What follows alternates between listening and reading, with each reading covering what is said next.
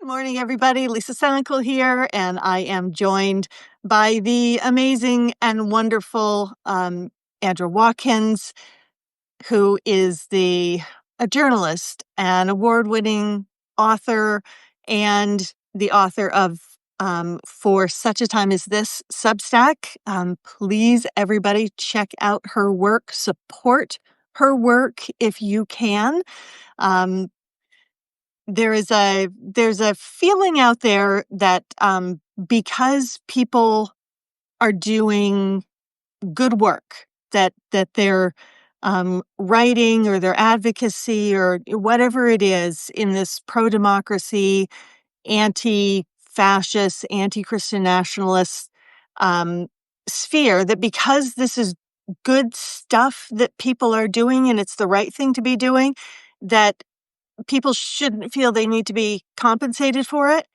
And it puts folks in a terrible position of, you have to live, right? Like the time that you spend doing this kind of work means that you're not spending that time doing other things to help you earn a living. And that's not unique to you. That is across these independent pro-democracy Substacks and media platforms. So, folks, when you can, please support these writers and these groups of writers and podcasts and the rest, because it is incredibly important to make sure that these voices are being supported, and they're not being supported on Substack by advertising. So it's subscriptions. And so I do encourage people, when you can, if you can, please do subscribe. And after that little advertisement, good morning, Andra. Good morning. Good morning, everybody. Thanks for coming today. Yeah, thanks everybody for being here. Andra, I am reminded of the cries of during the Me Too movement of not all men.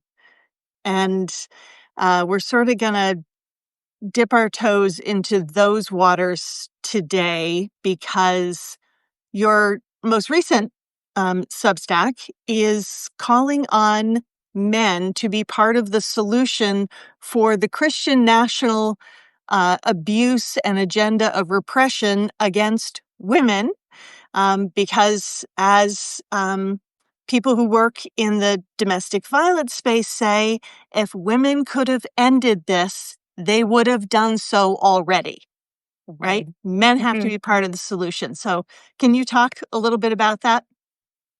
Well, having grown up in Christian nationalism and been around a lot of these kinds of men, and we'll refer, I'm sure, to the CNN interview with Doug Wilson and his weak, pathetic band of Christian nationalist brethren in a little bit, but they're very typical of what Christian nationalist men are like. CNN might have portrayed them as fringe, but that's really not fringe. There are millions and millions of these men now in the United States. And one thing that I want everyone here to understand, but especially men, Christian nationalist men do not listen to women. They do not listen to women when women talk. They do not give women the opportunity to talk. It's one of the reasons that I have such a problem still with interrupting people, because when I was a kid, the only way I could ever get a word in was to interrupt someone. I wasn't really allowed to talk. They hear women's voices like the Charlie Brown cartoon, where adults talk and it's rah, rah. So they don't listen to women. So we can stand up to this as women, but they're not going to listen to us. So it really, really requires men's voices, men standing up to these men and saying, no, this isn't how this is going to go. This isn't how we're going to sit and watch you treat women. We're not going to sit here and let you put women in this place or this place. We're not going to watch you abuse women. We're not going to watch you attack women. We're not going to watch you remove hard-won rights from women. We're not going to stand for it as men.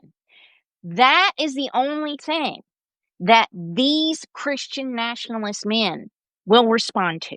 And so it is imperative that men come up with ways to do that on behalf of women, because otherwise they'll just keep steamrolling through and putting in this agenda of removing women's rights. You had this conversation with your husband, and as a way to, from a truly good, honorable man, get his perspective on what can be done, what reaches men, and what are ways that he and other men can be standing up and speaking out. Can you give us a couple of your very wise husband's thoughts?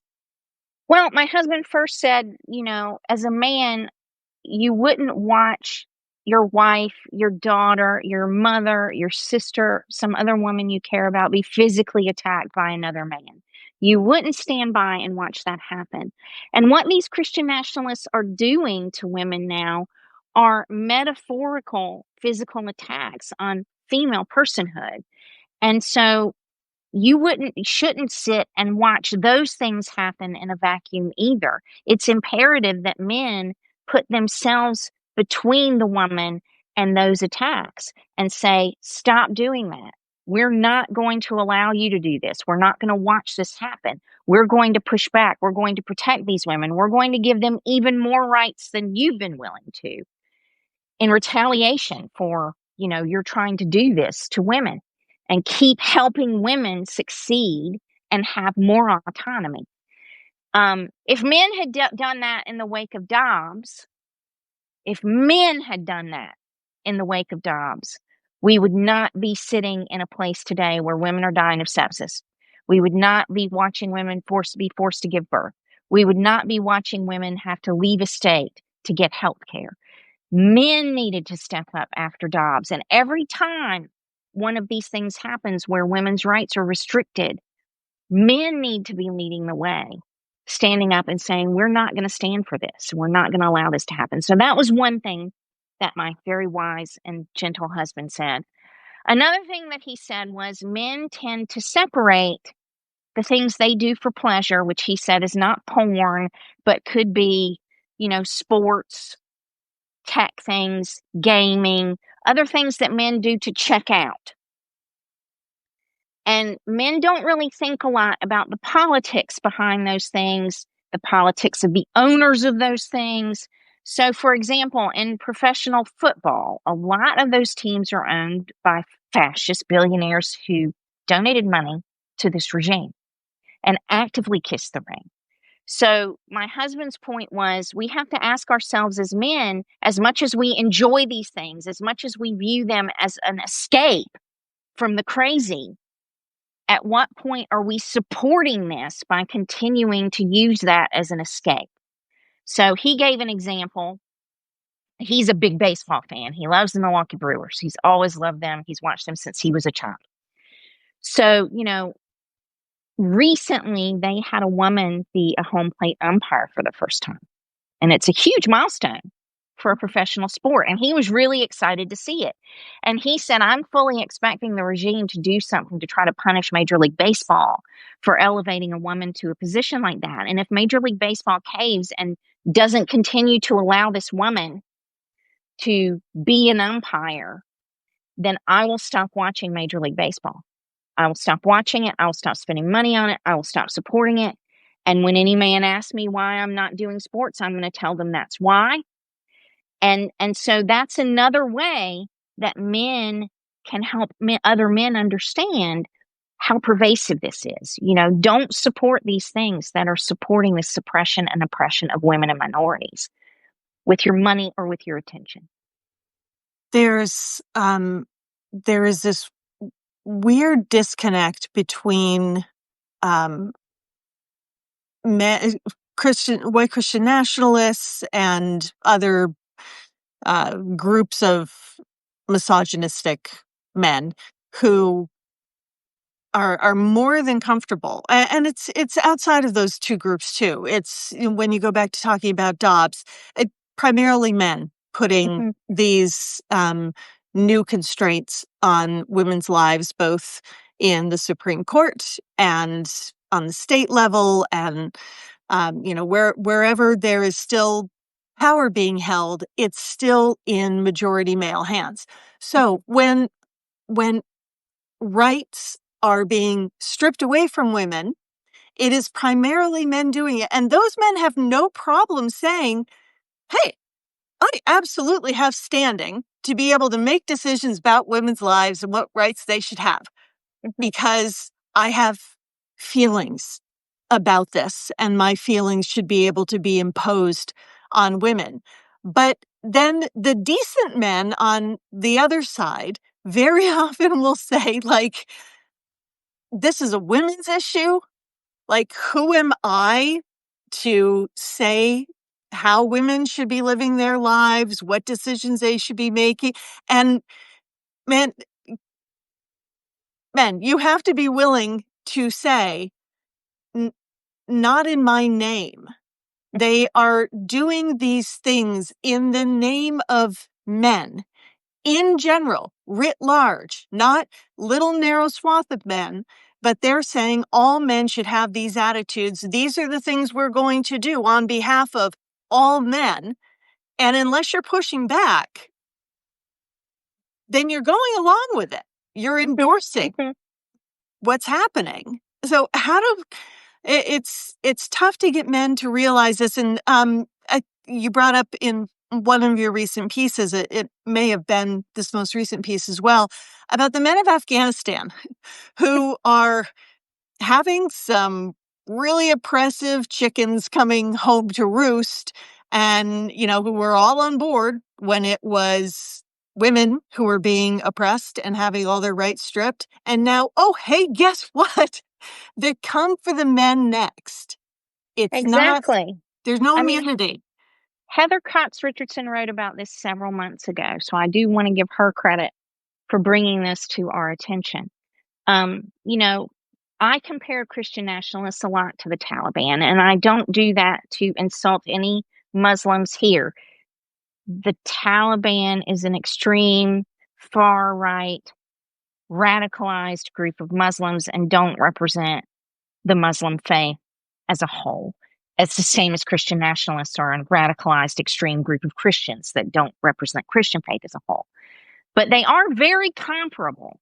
And so the Taliban came in after the U.S. left and immediately started stripping women of their rights. Women in Afghanistan now are basically trapped at home and cannot leave their homes unless they have a relative male escort.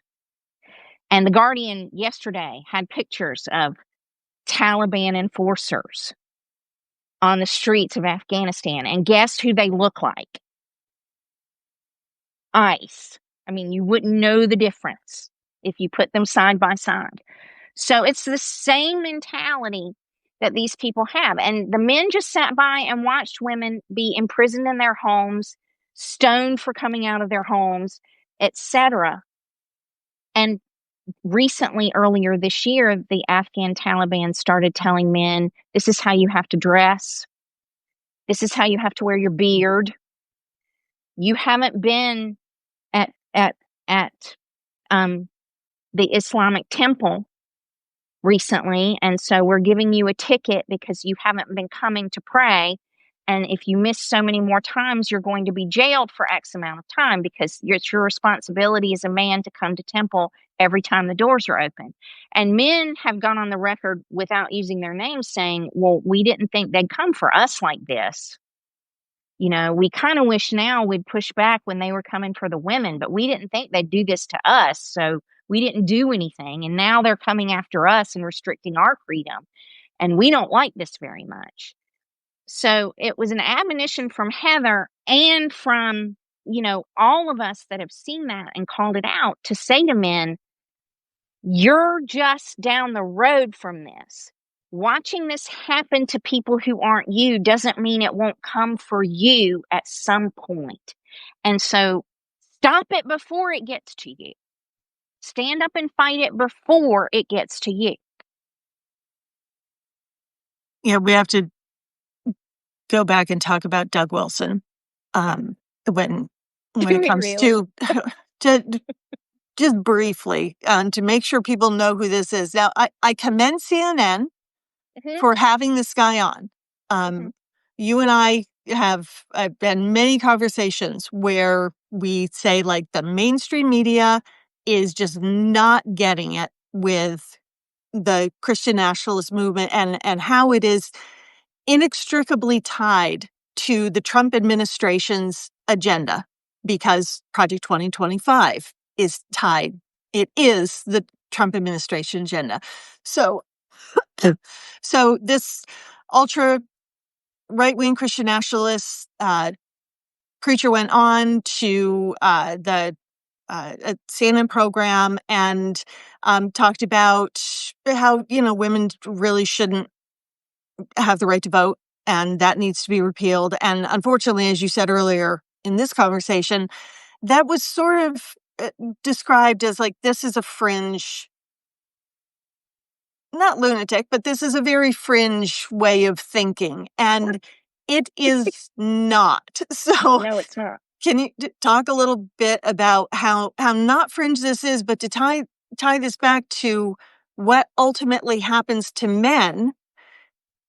They start with women's rights and our right to vote and the 19th Amendment, but there will come restrictions on who else is allowed to vote, whether it's people of color, people who are, became U.S. citizens who were not born here. And you better believe non-Christian nationalist men, you will be on that list eventually if this doesn't get stopped. Right. The only people who will be allowed to vote in Doug Wilson's America will be men like him. So, and you won't just be able to join a Christian nationalist church as a man and say, okay, now I'm a Christian nationalist and I'll go and I'll sit here and I'll pretend to listen to this so that I can have my rights. You'll have to constantly prove your bona fides to these people. When I talked about Pete Hegseth's prayer meetings at the Pentagon, I talked about how they continue to move the line. Indoctrination never stops with indoctrinators. So once they get you to meet this line, they move the line again and make you prove more bona fides again to have the same rights that you had before. So just joining a Christian nationalist church, man, and kind of pretending to go along is not going to maintain your rights.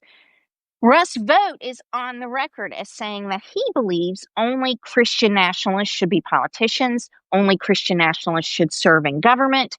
Last week, I covered the Christian Nationalist Manifesto that Baptists and some Protestants have put together that talks about how, regardless of what your faith is, regardless of whether you believe in our one true God or not, every human being is commanded to live by one true God's laws.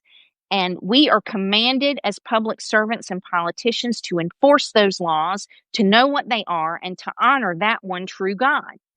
So they're setting up a platform where everybody in this country will be subject to bona fide white Christian nationalist male rule. And those are the only people who will rule. And I know that sounds far-fetched.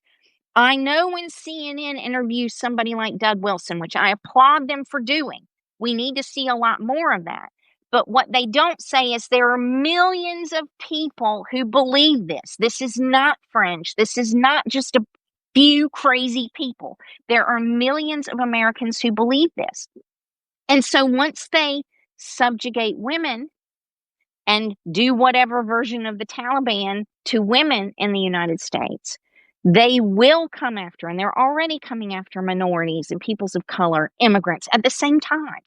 So once they get all those groups subjugated, then it will be a question of, okay, man, either you're going to be a hardcore Christian nationalist and live those principles and go along with that and help us implement that in your households, in your workplaces, in all public spaces that you go to, or you can't have any rights either.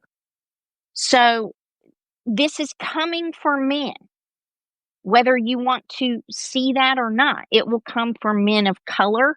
It will come for immigrant men. It will come for naturalized citizens. faster than it will come for white men, but it's coming for all men. And so it's imperative that men start standing up to this now. We have seen that, yes, there are millions of people who share this ideology, and frighteningly, there are quite a number of them in elected office or in appointed positions within the Trump administration and far beyond that. But we've also seen that there is a very now enthusiastic willingness among non-white Christian nationalist men to go along, to get along, as we see in the U.S. Congress, no problem bending a knee to this type of legislation that is coming down the road for all of us. So even long before everyone has to start conforming to the religious aspects and living that belief system, there are plenty of people in power right now who are willing to help facilitate moving that agenda further down the road, which is really frightening. But it's important, like you said, Andra. Like, this sounds. It sounds like it could never happen here. It sounds alarmist, but we've been saying that for years now about so many things, and then they happen. And so we stopped talking about those things that people said were alarmist, and people claimed that we were just saying these things because we wanted to be able to terrify people into voting for Kamala Harris or whatever other race it was. But it's not that, because we see time and time again these things become real. And the final thing I want to talk to you about is the way they're coming for our kids, and primarily the way that they're doing it is coming for the boys and young men of America. There's such a thin wall between the manosphere and men's rights groups and Christian nationalism. And because of alienation and how poorly young boys and some younger men did during COVID, and a lot of existential loneliness and trauma and kind of not knowing where they fit into society, created this perfect storm for Christian nationalists who are happy right now to let non-Christian nationalists, but male empowerment mouthpieces help move boys along the spectrum toward Christian nationalism. Can you describe how that happens? Well, what everybody has to understand is none of this is new. So Christian nationalism is not new. Christian nationalism, we have been living with something in my lifetime and in your lifetime, Lisa, that is relatively new. Of women having rights, women being able to have a bank account, women being able to get credit, women being separate people from their husbands and not living in this coverture society where women go from being their fathers being responsible for them to their husbands being responsible for them. And then if something happens to their husbands, their fathers are responsible for them again, or their brothers are, until they're married again, if they're young enough to be married again. So their husbands can be responsible for them. So that system is millennia old, and it encompasses multiple types of religion and historical viewpoints and whatever. So what Christian nationalists are doing is not new. This has been done over and over and over and over again throughout history. And so it's easy for the manosphere, as an example, to come up with this broken view of what masculinity is, because they're not selling anything new. They're just packaging it a little bit differently for this point in time to reach a certain target market, which are young men who are lonely, who may be aimless, who haven't had really good examples of what masculinity is from their fathers or from other men in their lives. And so they're looking for what is it to be a man. And so what the manosphere is doing is not new. They're just packaging it for today and selling it to young men as this is what masculinity looks like. And it's a form of indoctrination. And so once a person starts becoming indoctrinated, it's a lot easier to get them to go from, I like masculine men podcasts, to, oh, this Christian nationalist man is saying some really interesting things. And you couple that with the underpinnings of Project 2025 that I talked about incessantly last year, which was one of the key components of Project 2025 is they never want to have another Gen Z ever again. And so religious indoctrination needs to start as young as possible. This is one reason why they're doing away with the Department of Education. It's one reason why they're trying to infiltrate schools and make them homes of Christian nationalist religious indoctrination. They want to put PragerU in our elementary schools. Like, if you need any more clear an example of the attempt to indoctrinate children, go take a quick look, but don't stay too long, at the children's educational entertainment that Prager University creates. It is terrifying. So this is all part of the Project 2025 plan to indoctrinate Americans as young as possible to accept Christian nationalist rules and norms and standards for their lives and to live by those things. So the manosphere is adjacent to that. They use very old standards of masculinity packaged for today. It's a form of indoctrination.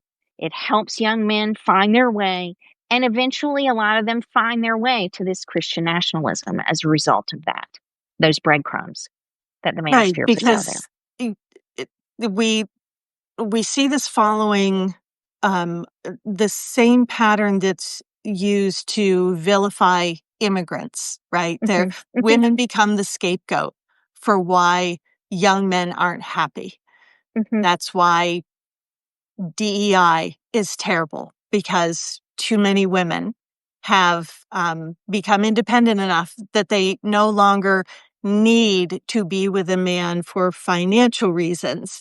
So if you make it harder again for women to get jobs, women are forced to become more dependent, and men have a greater likelihood of being able to have a woman who it's harder for her to have a voice and to leave if she wants to, because you've created financial dependence. So there are just and the dehumanization of women that we see, turning women into sex objects.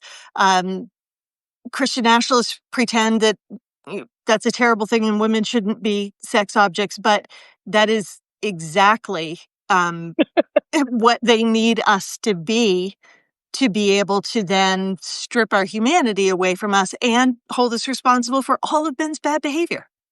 Well, Doug Wilson even wrote that, the subservience of women is an erotic turn-on for men, that women's subservience is necessary for men to be able to get it up, that they need that. That is so pathetic. That's so pathetic. So I mean, these men, every time I say Christian nationalist men, I try to say weak, pathetic Christian nationalist men. They're weak, pathetic men. Who have been taught to be weak and pathetic. Like, they don't have to be. Pathetic. Yeah. So, every time I talk about them, I want to use those words, because that's what, every time they get in front of a microphone or a camera, that's what I want people to see, is a weak, pathetic man. Weak, pathetic asshole man. That's what I want. So to loop all the way back around where we started, men, you can also use those terms when talking about Christian nationalist men. They are weak and pathetic. They are not strong men. They are not men who are truly concerned with the life quality, the care of women. Because if you do believe in taking care of your partner if she is a woman, then you care about her happiness. And we're a very small pool here of me and Andra, but I can tell you we're not alone in saying that subjugating us and treating us like pieces of meat, not super high on our lists of ways to have high quality of life. Well, especially having escaped that. Yeah. I'm not going back to that. Yeah. As a woman. So guys, step up, speak out.